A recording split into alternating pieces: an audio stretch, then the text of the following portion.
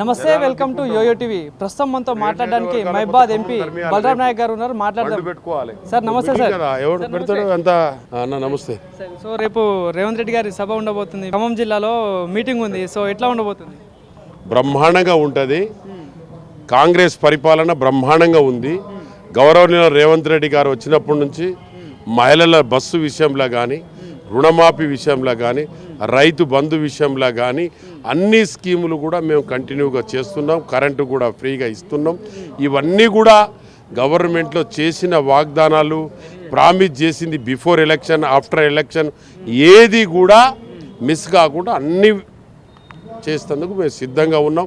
మొన్న 30,000 కోట్ల రూపాయల రుణమాఫీ చేసిన ఘనత గౌరవనీయుల ముఖ్యమంత్రి రేవంత్ రెడ్డి గారికే దక్కింది, క్యాబినెట్లో ఉన్న మంత్రులకే దక్కింది. కానీ సార్, నిన్న మైబాద్లో కూడా రుణమాఫీ విషయంలో కూడా కొంత ఆందోళన జరిగింది. వీడియోలు కూడా వైరల్ అవుతూ ఉన్నాయి. సో దానికి ఏం చెప్తారు మీరు? నేను అది చెప్పలేదు. నా పూర్తి వీడియో మీరు వినండి. పూర్తి వీడియో వింటే తెలుస్తుంది. ఆ కటింగ్ పెట్టి ఒక క్లిప్ పెట్టిండ్రు. ఆ క్లిప్తోని ద్వారా కాదు, నా పూర్తి వీడియో విన్న తర్వాత మాట్లాడితే నేను దేనికైనా కట్టుబడి ఉంటా, సిద్ధంగా ఉంటా. నేను దేనికంటే దానికి సిద్ధం చేయితా. కానీ ఏది లేకుండా చిన్న క్లిప్ను ఇటు అటు పెట్టి సెల్లో మాడిఫై చేసి పెడితే మేము దూరం కాము. మా పార్టీలో ఉంటాం. గౌరవనీయుల ముఖ్యమంత్రి గారు ఏ విధంగా, క్యాబినెట్ ఏ విధంగా ఉంటే, కాంగ్రెస్ పార్టీ ఏ విధంగా ఉంటే ఆ విధంగా చేస్తాం.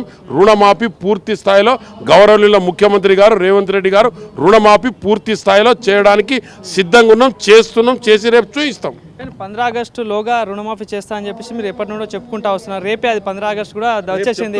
సో మరి ఒకవేళ అయ్యే ఛాన్సెస్ ఉన్నాయి. ఒకవేళ అవ్వకపోతే ఏదైతే ప్రతిపక్షాలు చెప్తున్నట్టు ఆగస్టు సంక్షోభం తప్పదని కూడా వాళ్ళు ప్రధానంగా చెప్తున్నారు. అవి సాధ్యమైతే చెప్పినాయి వాళ్ళు చెప్తారు. మా నిర్ణయం క్యాబినెట్లో ఉన్న మంత్రులు, క్యాబినెట్లో ఉన్న మా గౌరవనీయుల ముఖ్యమంత్రి గారు నిర్ణయం తీసుకొని రేపు మీరు వెయిట్ చేయండి.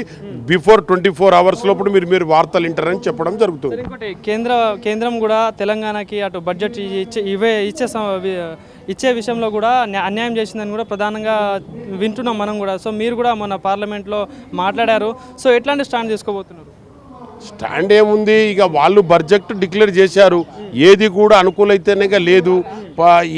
ఏ బడ్జెట్ కూడా ట్రైబల్ ఇష్యూలో కానీ, ఎస్టీ/ఎస్సీ సప్లాన్ ఇష్యూలో కానీ, ప్రాజెక్టుల విషయంలో కానీ ఏ పూర్తి స్థాయిలో వాళ్ళు అనుకూలితంగా లేరని చెప్పి మేము పార్లమెంట్లో ఉరడం జరిగింది. మోడీ గారు ఎదురుగా ఉరడం జరిగింది. అది జరిగిపోయింది.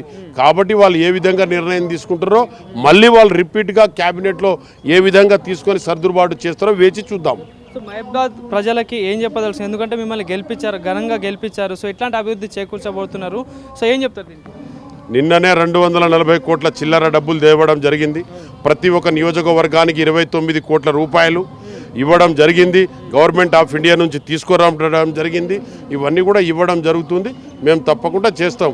వాళ్ళేదో క్లిప్లు పెట్టి ఏదో చేసిన మాత్రాన ఏం కాదు, ఏం జరగదు. Thank you. రైట్.